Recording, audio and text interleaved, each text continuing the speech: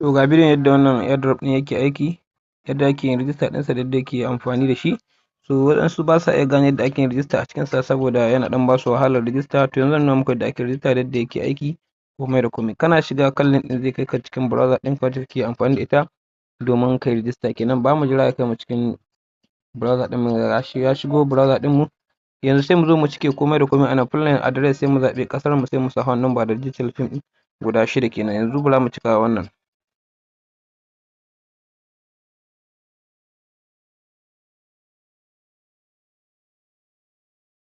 Bayan ka kammala, to wannan referral ɗin da kake gani ka bar shi a haka, saboda idan ka saka shi ne za a baka wannan welcome bonus ɗin na 1000 na LTG ɗin nan wanda za ka yi staking. Yanzu bayan ka kammala haka, me za ka sai ka zo ka danna anan send OTP ɗin nan domin a tura maka OTP ka yi verifying.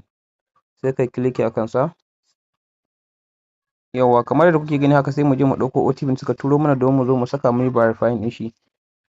Bara mu je mu ɗauko OTP. Ga OTP mun riga mun kwafo shi mun saka. To abin da za ka fahimta ana shine kake wannan suka su ƙare ka tabbata ka yi verifying OTP ɗin ka, sai ka danna verifying domin su tabbatar da wannan OTP ɗin. Ga nan mun danna verifying.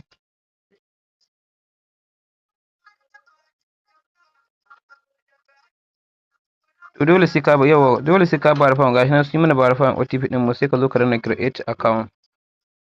Dole sai ka verifying. Yawa, kun ga ya verifying. Dole sai ka verifying OTP ɗinka, sannan ne za ka ke da damar wucewa. To yanzu ga yana mana create ɗin account.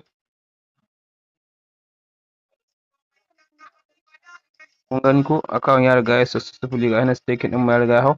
To da shigowar ka za ka sassa maka wannan staking ɗin ga nan 1000. Shi ne ke daidai da dala 1 kenan. To a kullum za ka ganin staking ɗinka a nan wajen, za ka ga staking ɗinka yana shigowa, za ka ga adadin abinka. To me za ka ana waje, ga waje spend, a nan ma za ka samu coins a cikinsa. Yanzu kamar haka za ka danna spend now ɗin nan, ya danganta da iya sa'ar ka, daga kan 1000 ne abin da ya ƙasa. So kun ga muna da guda 15 kenan. So kamar haka za ka ke tara shi a kullum. To idan ka same shi, za ka yi da shi. Yanzu gashi nan ya nuna mana a deposit ɗin mu da 15. Za ka iya sayar da shi ko kuma za ka iya saka shi a cikin staking.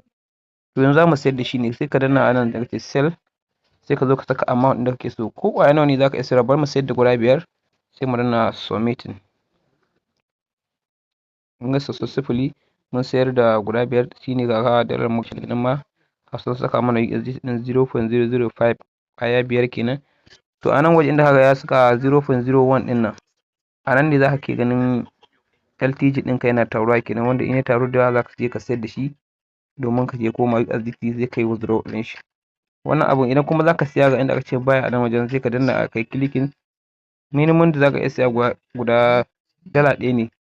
In kuma kana da dala, za ka iya siya a cikin wadda kake da ita a ciki, za ka iya siya da ita. Sannan kuma za ka iya saka dalar ka siya, amma ya kamata mu yi shi a free tukunna. Sannan kuma idan kana da account waya guda 2 kenan, kana da account guda 2 ka tara a ɗaya, kana so duka haɗe su a waje ɗaya, me za ka yi? A nan wajen da kaga an ce wallet address, za ka iya kwafar sa, sai ka zo ka turo su. Yanzu misali a ce ka kwafo wani address daga wani wuri, za ka zo za ka tura anan, sai ka komo inda kace send ɗin an wajen, sai ka zo ka saka wannan wallet address ɗin da ka kwafo, sai ka saka amount anan domin ka tura shi ya je a wancan wurin.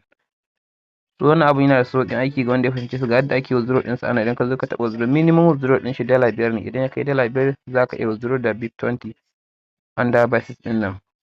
Sannan kuma nan na gaya muku yadda ake siyan shi da yadda ake sayarwa. Na nuna muku yadda ake siya, ga inda ake staking a nan wajen.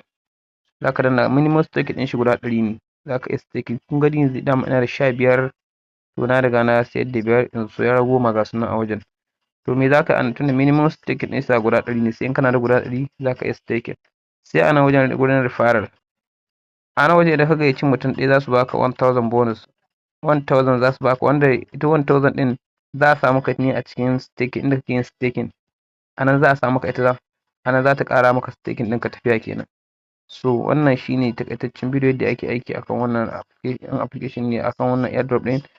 So zan nuna muku yadda ake withdraw ɗinsa daga baya kenan. Allah ya sa mu dace. Wannan ita ce hanyar da ake bi, da sauran hanyoyin da ake bi ana samun kuɗi a cikin wannan application ɗin. Allah ya sa mu dace.